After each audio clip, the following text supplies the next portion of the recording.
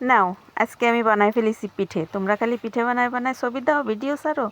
আজকে আমিও বানাইছি, সেই স্বাদ হয়েছে খাতে। এই দাও কীভাবে বানালাম দেখে নাও।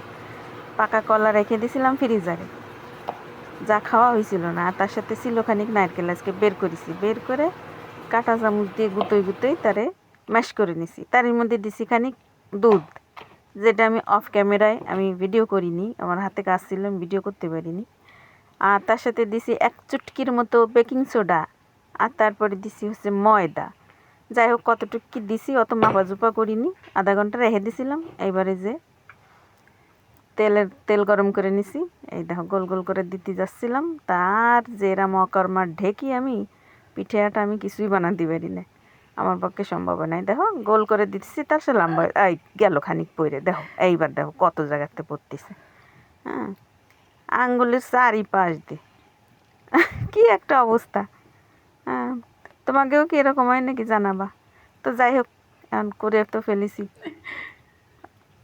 বুঝে উঠতে পারছি না যে কিভাবে কি করব।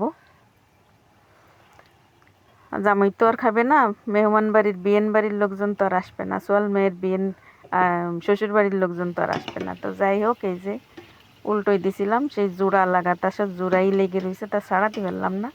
না হয় না ওইকে, কিন্তু বেকিং পাউডার দিছি তো একটু, এই জন্য বেশ ফুলে ফুলে উঠছে।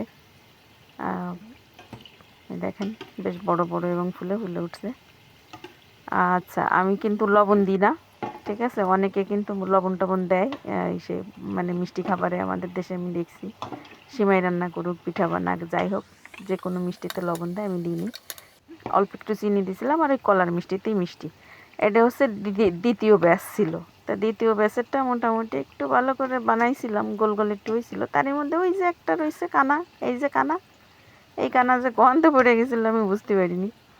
তো যাই হোক, অকর্মার ঢেকি যাই বানাইছি। তো আসলে এটা তো স্টিলের কড়াই, এই জন্য ওই প্রথম দিলেই ওই সাইডটা একটু জ্বলে জ্বলে যায়, লেগে যায়, কেমন জানি একটু লাগা লাগা ভাব হয়ে যায়। তো একটু খেয়ে দেখেনি কীরকম হয়েছে। গরম, নরম নরম তো মনে হচ্ছে, ভালোই লাগতেছে।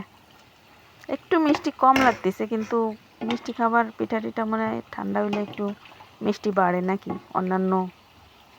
অন্যান্য খাবার তো মিষ্টি খাবার ঠান্ডা হইলে আর কি মিষ্টিটা বেড়ে যায়।